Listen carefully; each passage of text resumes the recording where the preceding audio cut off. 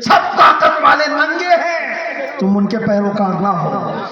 یہ سب بڑے بڑے کرسیوں پر بیٹھے ہوئے اندر کے ریپسٹ ہیں، اندر کے زناکار ہیں، اور یہ دنیا کو سبق پڑھاتے ہیں امن کا، یہ دنیا کو سبق پڑھاتے ہیں اخلاق کا۔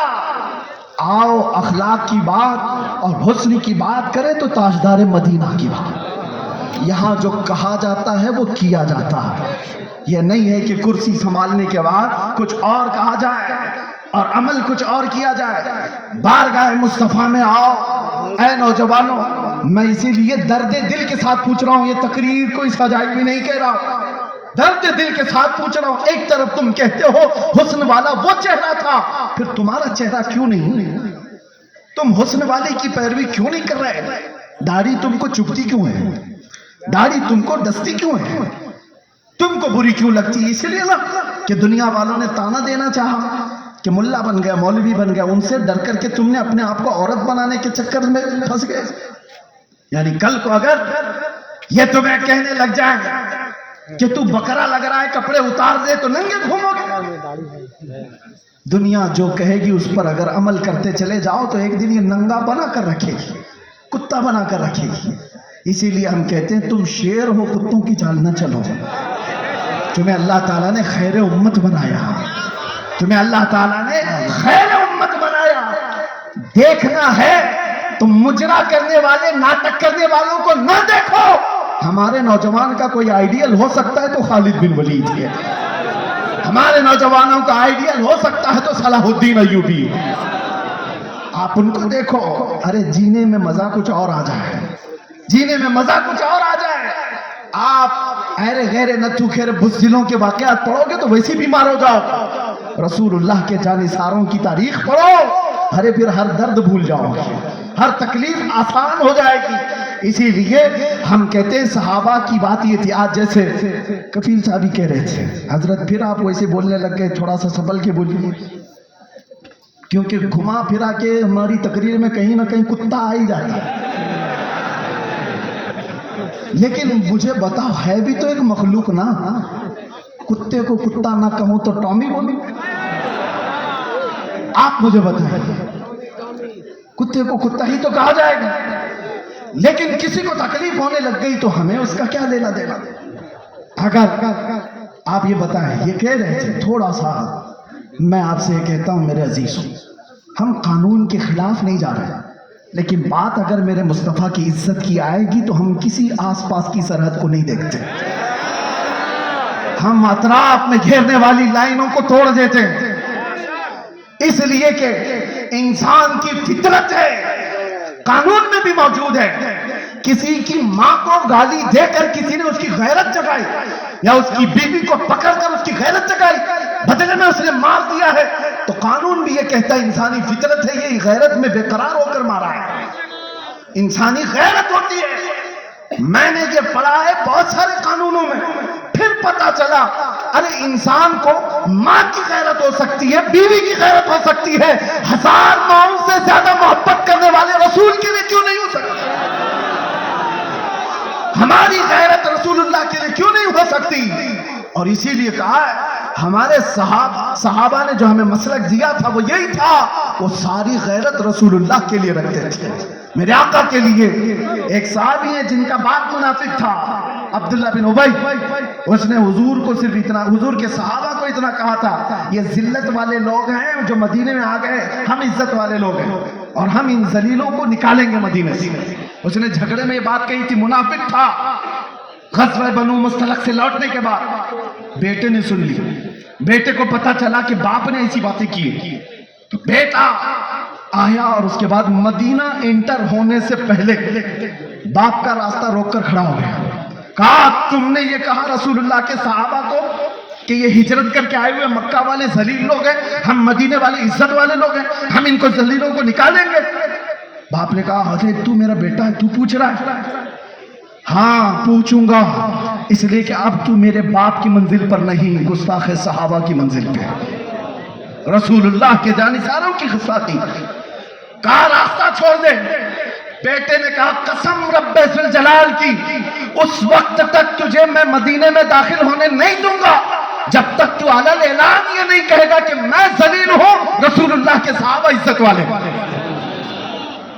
اس صحابی نے جب تک اسے باپ کو مدینے آنے نہیں دیا، جب تک اس نے یہ نہیں کہا چلو راستہ چھوڑ دو، میں ذلیل ہوں، رسول اللہ کے صحابہ عزت والے۔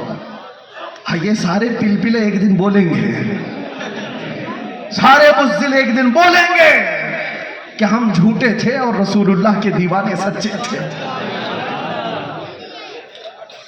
بس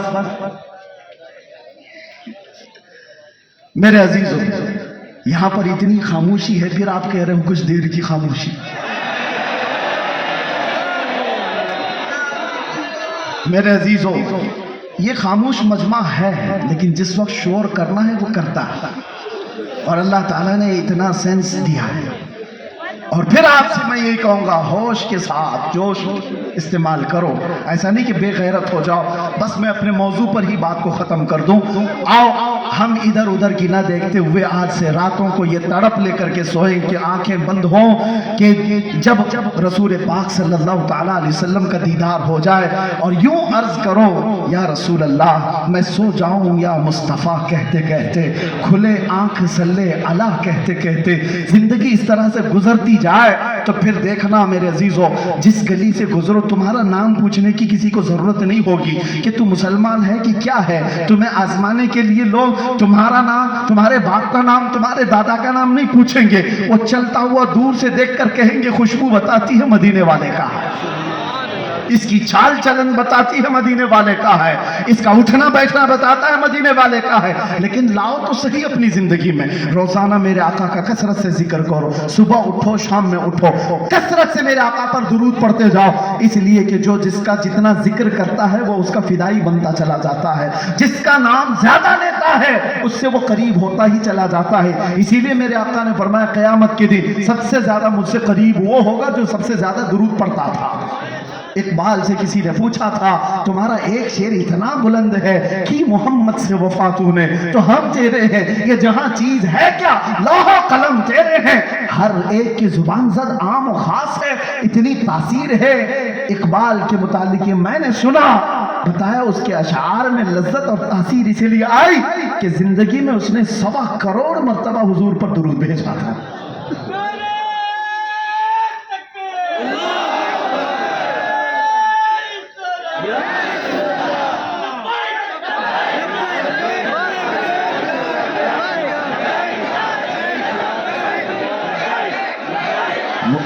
بس وقت کی یہاں پابندی نہیں ہے، مجھے انہوں نے وقت کے لیے نہیں کہا، لیکن بات میرے مصطفیٰ کی آئے تو نوجوانوں کو اتنی بات یاد رکھنی چاہیے، ہم سب سے زیادہ ماں باپ بھائی بہن رشتہ دار ساری دنیا سے زیادہ حضور سے جب تک محبت نہ کرے ایمان کامل نہیں ہے۔ لیکن ساتھ میں یہ حدیث تو پتہ ہے، ایک اور حدیث، اگر آپ نے کہہ دیا یا رسول اللہ میں آپ سے بہت محبت کرتا ہوں، کہو گے آپ کہتے ہو آئی لو سیدنا، یہ تو ابھی ٹرینڈ چلا تھا نا، سب جگہ کہا آپ نے، سیم یہ ورڈ ایک صحابی نے کہا تھا، واللہ انی لأحبک یا رسول اللہ، قسم خدا کی ہے اللہ کے رسول میں آپ سے محبت کرتا ہوں۔ یہ جملہ وہی ہے، لأحبک یا رسول اللہ، میں آپ سے بے حد محبت کرتا ہوں۔ حضور نے کیا کہا، انظر ماذا تقول، سوچ کے بول کیا کہہ رہا ہے، سمجھ رہے؟ ابھی آپ نے کہہ تو دیا ہم حضور سے محبت کرتے ہیں، مگر حضور کہتے ہیں سوچ کے بول کیا کہہ رہا ہے۔ پھر انہوں نے وہی جملہ کہا، قسم خدا کی ہے اللہ کے نبی میں آپ سے بہت محبت کرتا ہوں۔ حضور پھر فرماتے ہیں انظر ماذا تقول، سوچ کیا بول رہا ہے۔ 3 بار اس صحابی نے کہا تو میرے آقا جانتے ہو کیا کہتے ہیں؟ حضور فرماتے ہیں اگر تو اپنی بات میں سچا ہے تو انتظار کر، مصیبتیں اتنی تیزی سے آئیں گی جیسے پہاڑ سے پانی آتا ہے۔ ہاں، محبت رسول کا دعویٰ کرنا صرف حلوہ پراٹھا کھانے کا نام نہیں، بیٹھ کر نعرے لگانے کا نام نہیں، یہ شہادت گہے الفت میں ہے قدم رکھنا۔ لوگ آسان سمجھتے ہیں مسلمان ہونا، ہاں تمہیں ان تمام مراحل سے گزارا جائے گا۔ علماء بھی اس چیز کے لیے تیار رہیں کہ ہم نے حضور کے نام پر روٹیاں بہت کھائی ہیں، عزتیں بہت کمائی ہیں، جو کچھ بھی ملا ہے میرے آقا کے نام پر ملا ہے. لوگ میری جو تعریف کر رہے مولانا کہ جیل کاٹ کر کے آ گئے حضور کے نام پر, عزت رسول کے نام پر, یہ کچھ نہیں تھا, عشر عشیر بھی نہیں کہا جا سکتا. وہ ائمہ اعظام ہیں. حضرت محمد بن حسن عسکری 20 سال جیل میں رہے. امام موسیٰ کاظم 7 سال جیل میں رہے, زہر دے کر کے جیل میں ہی مارا گیا. جیل سے جنازہ نکلا ہے. امام احمد بن حنبل نے 300 کوڑے کھائے جس سے ریڑھ کی ہڈی جھک گئی تھی. انہوں نے محبت مصطفیٰ میں یہ سب برداشت کیے. پھر آج ہم یہ کہتے ہیں مصلحت کا پردہ دیکھو, حکمت کی چادر میں چھپے رہو. میں پوچھتا ہوں, میں جو بات کہنے جا رہا تھا بیچ میں ڈسکنیکٹ ہوئی. ایک سوال مجھے بتاؤ, آج مجھے بھی نصیحت کرو, میرے بھی بچے ہیں چھوٹے سے, میرا بھی گھر بار ہے, میرے بھی رشتے دار, میری ماں ہے, بھائی بہن ہے, سب کو درد ہوتا ہے. لیکن جو لوگ نصیحت کرتے ہیں کہ بچوں کا خیال کرو, گھر کا خیال رکھو, بیوی بچوں کا, ماں بہنوں کا خیال رکھو, ان کے آنکھوں سے دیکھو, میں پوچھتا ہوں وہ بدر میں جانے والے صحابہ کے کیا بچے نہیں تھے؟ احد میں میرے آقا کے ساتھ جانے والوں کی بہنیں نہیں تھی؟ ان کا خاندان نہیں تھا؟ سب کا خاندان تھا, بلکہ تھا تو ایسا تھا ایک جوان شہید ہو کر گر گیا احد کے میدان میں. مدینے کی خاتون دوڑتی ہوئی آئی حضور کی بارگاہ میں, کہا سنا ہے میرا جوان شہید ہو گیا, اگر آپ اجازت دیں تو اس کی لاش دیکھوں. ایک بیٹا مرا ہے, آپ اجازت دیں تو میں اس کی لاش دیکھوں. کہا جا اجازت ہے. وہ آتی ہے تو جانتے ہو اس نوجوان کا جبہ اٹھا کر کے پیٹھ پہ ہاتھ پھیرتی اور اس کے بعد پھر پلٹاتی ہے لاش اور سجدے میں گر جاتی. دیکھنے والے صحابہ نے پوچھا مائی کیا کر رہی ہو شہید بچے کے ساتھ؟ سنو توجہ کے ساتھ جو کہتے ہیں, گھر بار بھی دیکھو.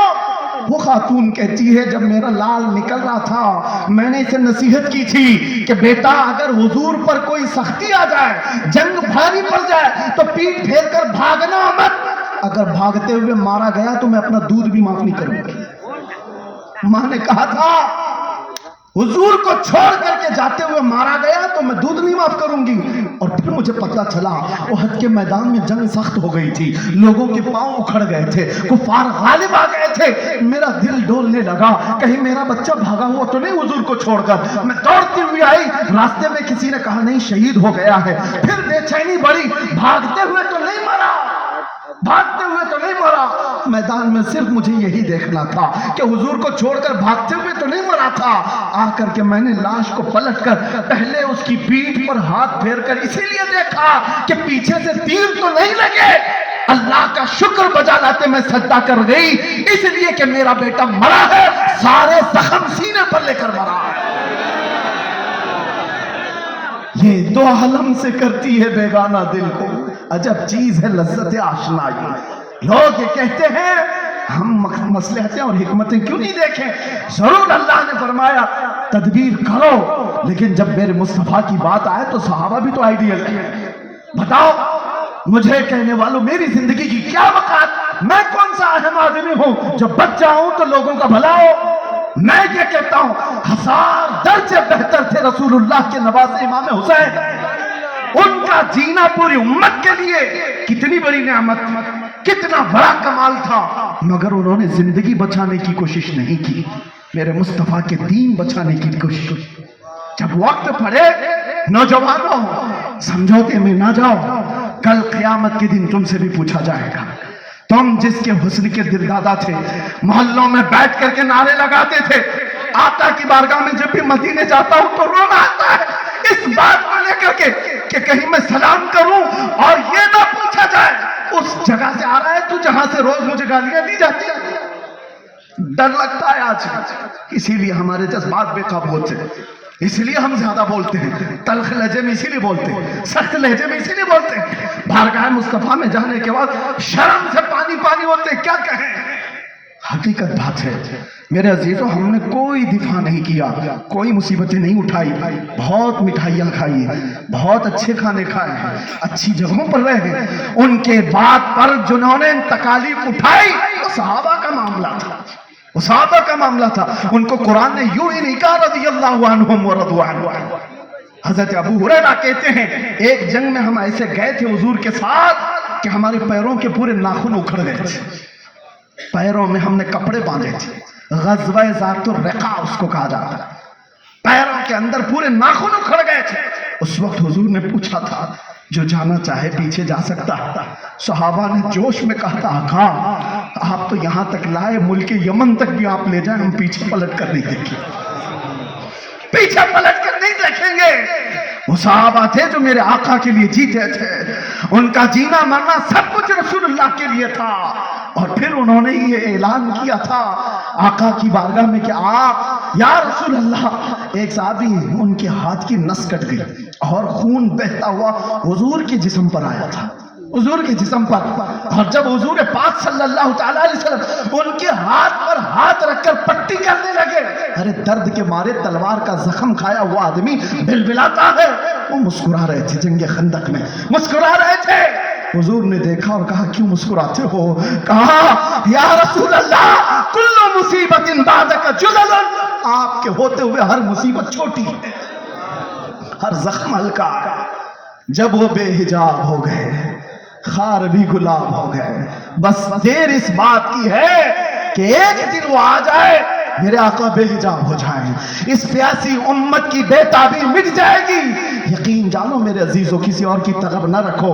आज के दिन तुम्हें उठाने वाला आपको ये आएगा नहीं। हो सकता है नोचने वालों की तादाद ज्यादा है, तुम्हारे जेबों पर नजर रखने वालों की तादाद ज्यादा है।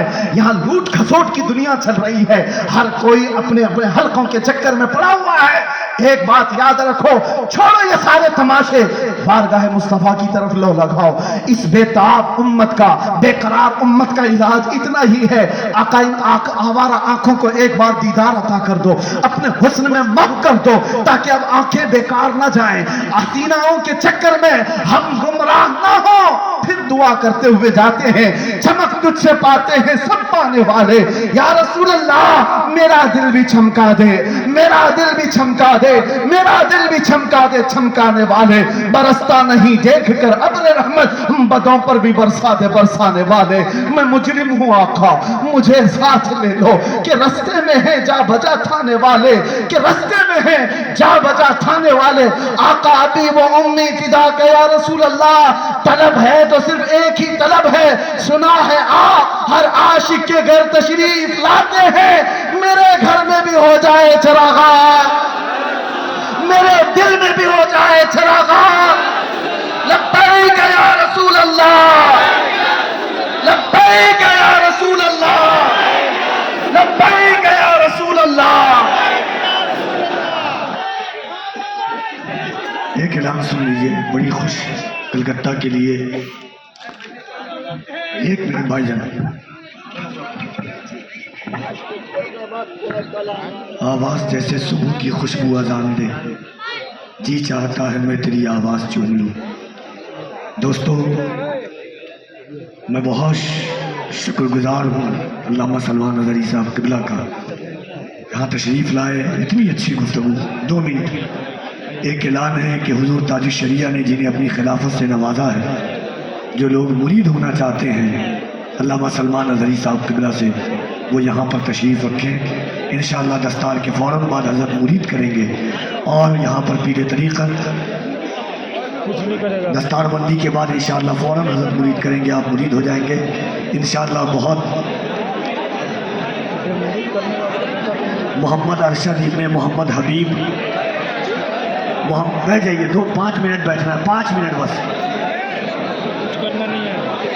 मिराजुल्लूम से फारिग होने वाले हुफ़ाज़े किराम में पहले हाफिज़ मोहम्मद अरशद इब्ने मोहम्मद हबीब, मोहम्मद समीर इब्ने मोहम्मद मुख्तार, मोहम्मद तबरेज़ इब्ने मोहम्मद कमाल, मोहम्मद शहबाज इब्ने मोहम्मद ज़हीरुद्दीन, मोहम्मद आदिल हुसैन इब्ने मोहम्मद अय्यूब आलम। मिंबर शरीफ पर आप देख रहे हैं कि पीर तरीक़त गुले गुल बने ख़यामान हुज़ूर मुजाहिद मिल्लत शेख तरीक़त हज़रत अल्लामा मुफ्ती ग़ुलाम रहमानी नज़री साहब क़िबला, बड़े मुनकसर मिजाज सूफ़ी पीर का नाम अल्लामा ग़ुलाम रहमानी नज़री साहब क़िबला है। दस्तार बंदी के बाद इंशाअल्लाह जिनको मुरीद होना है, याद रखिएगा सरकार ताजुल शरिया ने जिन्हें अपने दस्ते अक़दस से खिलाफत से नवाजा है, सरकार ताजुल शरिया के मुरीदों में شہیدوں مریدوں میں جن کا نام آتا ہے اس ذات کا نام علامہ سلمان اظہری صاحب قبلہ کی ذات ہے، اور ایک ایسا عاشق صادق جس نے ہمارے حوصلوں کی حفاظت کی ہے انشاءاللہ تبارک و تعالی۔